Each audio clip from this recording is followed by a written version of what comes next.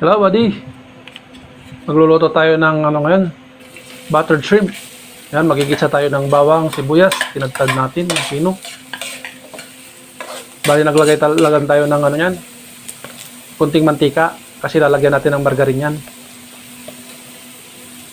Lalagyan natin ng margarin na 2 kutsara. Kunting nilagay lang natin na mantika para hindi siya oily.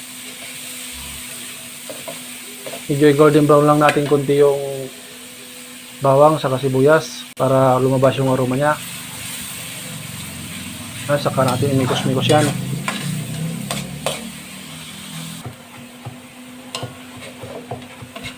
Yan.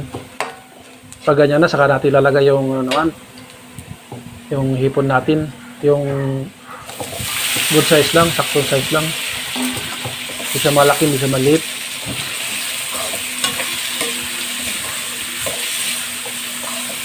Yan, inikos-nikos natin na yan hanggang magano siya.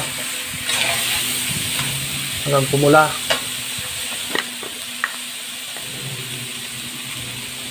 At tayo maglalagay ng kunting paminta. Saka lang yan, kalating magic sarap.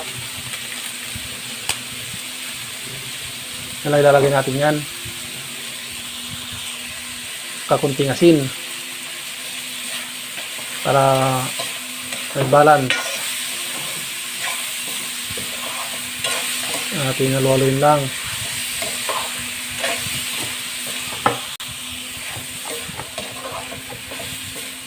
Madali lang lutuin yan. Hindi pag ganyan na nag-orange na, ano na lang yan, kunting-kunti na lang. Saka natin, ang isasabaw natin imbis na tubig, Sprite. Kahit anong soda pwede. Yan lang yan. Sakto lang yung lalagay natin na soda para hindi siya masyadong tumagal sa pagluluto. Kasi pag napatagal mo ng pagluluto yan, lili na yung laman ng hipon. Saka mawawala na rin yung pagka-fresh niya. Saka yan, pag medyo kulong-kulo na ng 10 beses, kumulo ng 10 beses yan, lagyan mo na ng sili. Choice nyo po yan kung lalagyan nyo. Ako nilagyan ko para medyo may aroma siya, may pabango, may bango-bango. Iba kasi yung aroma ng sili pag mayroon sa niluluto.